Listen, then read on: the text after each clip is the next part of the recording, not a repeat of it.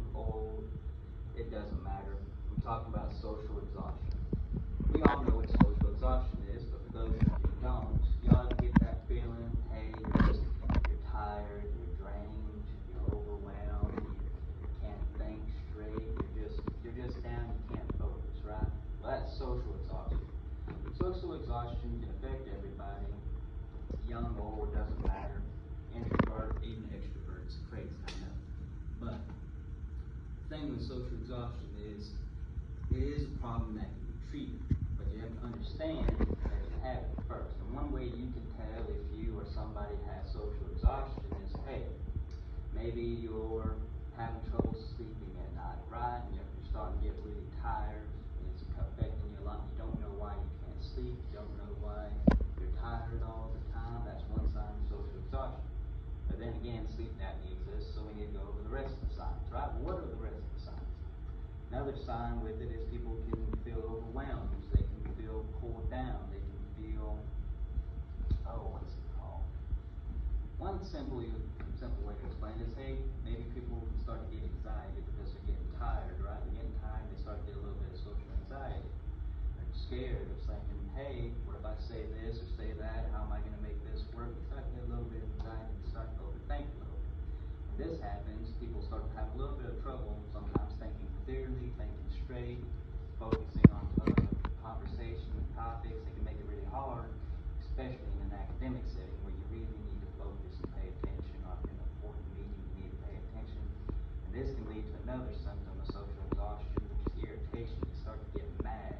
You can't concentrate. You're tired. You're overthinking. You feel worn down. So you start to get angry. This can cause problems too. This can cause people to lash out, say some things you don't mean to say. So of course, social exhaustion can be a problem. However, it is easy to avoid, and here's some ways to identify how someone might be struggling from social exhaustion. One way people might struggle from social exhaustion is overcommitment.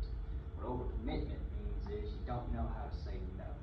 Your friend John asks, hey, you want to go to the movies? Tuesday, you say yes. And then Tuesday afternoon, Jane wants to know if you'll take her on a date. You say yes. Oh, Wednesday morning, your professor wants to know if you stop by the college and help him with projects. You say yes. But then Wednesday afternoon, John Doe says, hey, can you come help me move a tractor? And you say yes. You keep saying yes, and your schedule keeps getting fuller and fuller and fuller, and all of a sudden, you ain't got time for you. Because you're helping John, Joe, Jane, Tom, Professor, Billy Bob, everybody. So that's where overcommitment comes into play, but that's not the only thing. Another thing that can come into it is just work and school life. Being overworked, having too much work to do, and trying to balance out your social life, your school life, and your work life. Trying to balance all these things together can kind of get to you sometimes, kind of pull you down, make life a little harder. That's where social exhaustion comes in. Third one.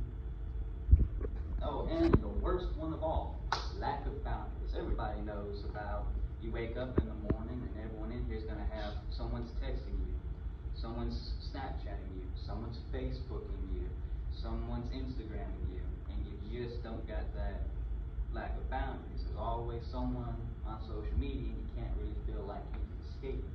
Like you have to text back or you have to answer, and that can kind of affect you a little bit in social anxiety too.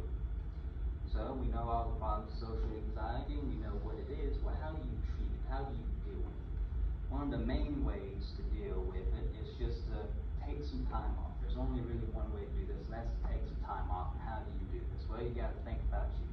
You got to learn to set boundaries and tell people no.